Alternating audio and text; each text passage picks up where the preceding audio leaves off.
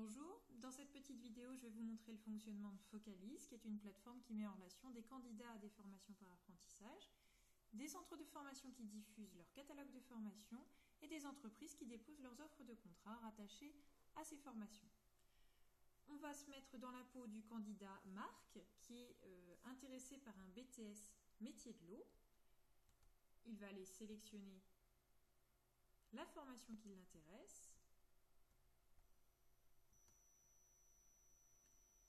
Il retrouve sur la fiche formation toutes les données intéressantes. Il peut télécharger le programme détaillé et le calendrier d'alternance et il décide de postuler à cette formation.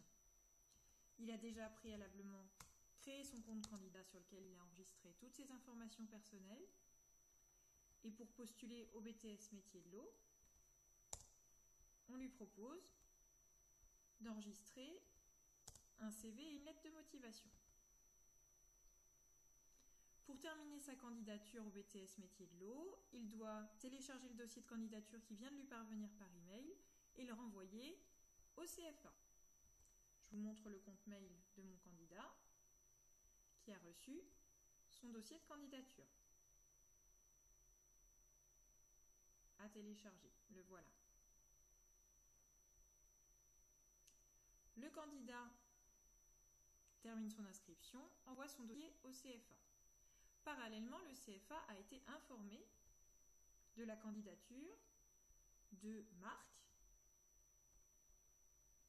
au BTS métier de l'eau. Le CFA a la possibilité de se connecter en back-office pour aller administrer le suivi de la candidature de Marc. On va passer par le catalogue de formation dans le BTS métier de l'eau, candidature. On va retrouver, si on trie par date, on va retrouver la candidature de Marc, candidat aujourd'hui. Imaginons qu'on reçoive le dossier de Marc, qu'on le convoque à un entretien pédagogique, qu'il nous donne la confirmation qu'il est intéressé par le BTS et qu'il finalise sa candidature par une participation à une réunion TRE. À l'issue du process de recrutement du CFA, Marc est déclaré admissible à la formation.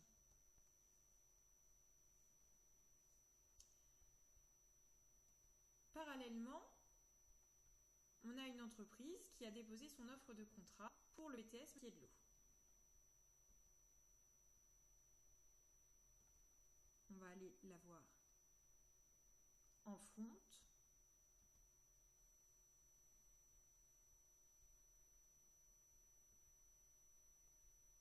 Apprenti technicien réseau dans les Hauts-de-Seine. Tant que je suis connecté en front sans être dans mon compte candidat, je n'ai d'informations que sur le lieu, l'entreprise et les descriptifs de la mission et la formation rattachée. Maintenant que je suis un candidat admissible, je me reconnecte. Je vois que je suis admissible et je retourne sur cette même offre.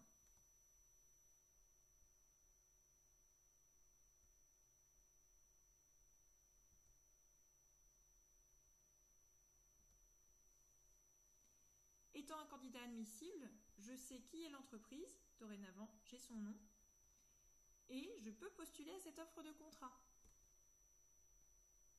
Je le fais. Je choisis un nouveau CV, puisqu'en réunion TRE, on m'a appris comment l'améliorer,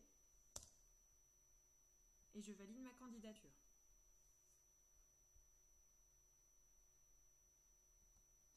J'en reste là, c'est le centre de formation qui prend le relais sur ma candidature pour la valider.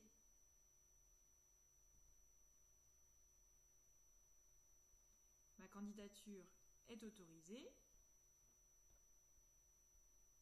L'entreprise reçoit une alerte. Apprenti technicien réseau, candidat Marc, bonjour, le candidat Marc a manifesté son intérêt pour votre offre de contrat. L'entreprise va être connectée directement à son propre espace, directement à son offre de contrat, pour aller lire la candidature de Marc. Elle va retrouver son CV, sa lettre de motivation et ses relevés de notes. Imaginons que l'entreprise décide de recruter Marc à l'issue d'un process de sélection. Elle ira, si elle le souhaite, sur son espace jusqu'à rédiger l'attestation d'embauche où elle pourra marier Marc avec son offre de contrat.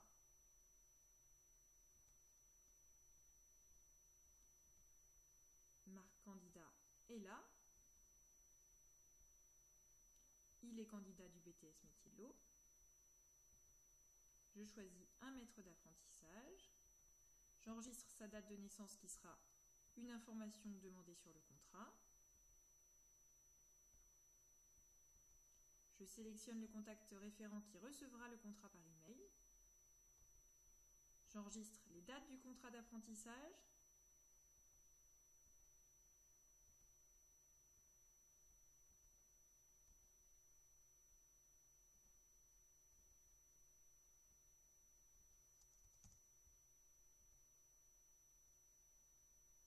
Je vérifie et je valide mon attestation d'embauche.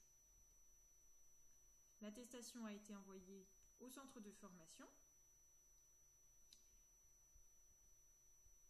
qui a reçu une alerte par email. Voilà, attestation d'embauche entre H2O et candidat Marc à valider.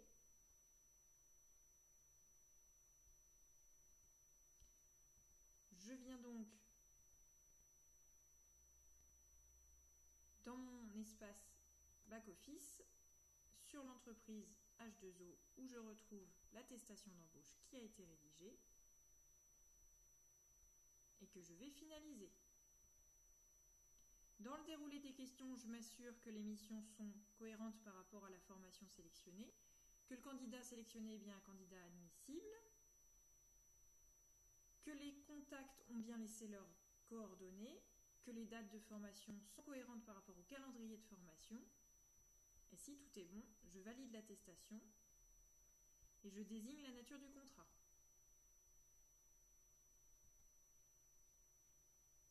Voilà, mon attestation d'embauche est finalisée. L'offre de contrat n'est plus en ligne. Plus aucun candidat ne peut postuler à cette offre de contrat. Et dans les 24 heures, le contact référent de l'offre de contrat recevra son contrat d'apprentissage pré-rempli. Voilà, j'espère que c'est une démonstration qui vous a convaincu. À bientôt. Au revoir.